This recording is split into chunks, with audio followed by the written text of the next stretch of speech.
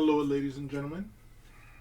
Now, in this example, we're going to do this division. Now, what I want you to notice here is that we're going to be dividing now by something different. It's a quadratic term. Okay. And so the first thing we're going to do is we're going to translate this into the division house. Okay. So let's do that together.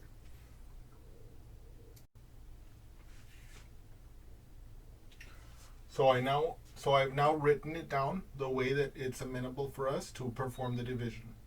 We recall that the number we're dividing, or the polynomial we're dividing, we put inside the house, and the polynomial we're dividing it by, we put on the outside of the house, just like when we were dealing with numbers.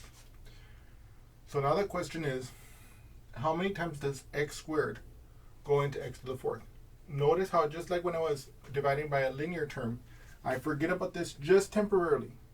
Just when I'm asking the question, I pretend it's not here and I ask how many times does x squared go into x fourth. And we know that x squared times x squared is x to the fourth power. Okay.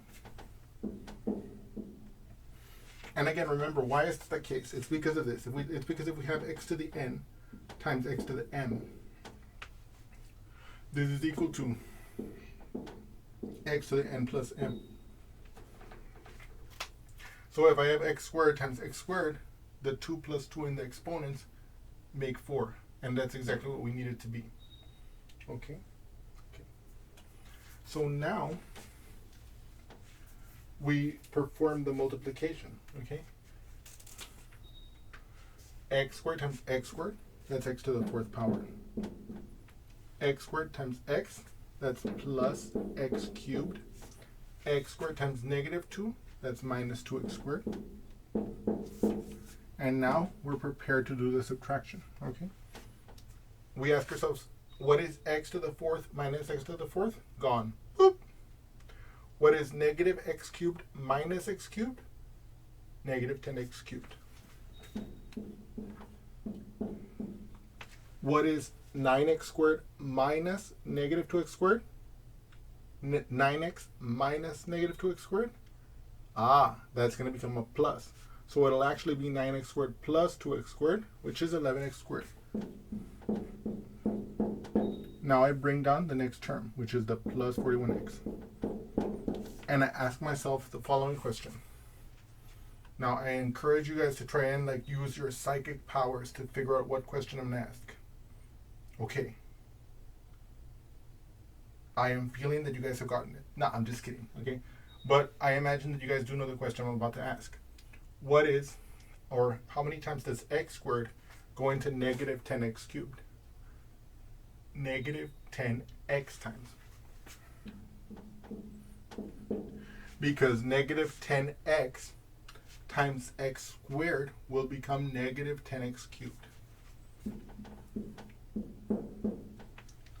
Negative 10x times the x will become minus 10x squared. And then the negative 10x times the negative 2 will become plus 20x. Now we're prepared to perform the subtraction. This minus this, these are, whoa. Oh, that's actually x cubed here, okay? You see that the x times the x squared, that's x cubed, okay? Perfect. Okay, that's perfect. So now we know that negative 10x cubed minus negative 10x cubed, that's just gone. Boop, it's gone. 11x minus negative 11x squared minus negative 10x squared, that becomes plus 10x squared. So it becomes 21x squared. And then here, 41x minus 20x, that's plus 21x. And then I bring down my minus 42.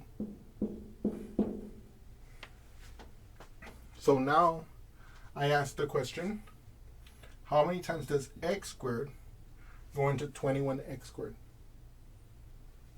Plus 21 times. So 21 times x squared is 21x squared. 21 times x is plus 21x, and then 21 times negative 2 is minus 42. And we can see this minus this, gone. This minus this, gone. This minus this, gone. This is division with remainder 0. So what does that tell us? That tells us that this polynomial times this polynomial gives us that polynomial. Okay? I hope, and so what I want you to also see here is the fact that we're not going to just be able to divide by linear terms. We can actually divide by quadratic terms. Okay? Okay. I hope you've enjoyed this example, and I look forward to seeing you again soon. Thank you so much.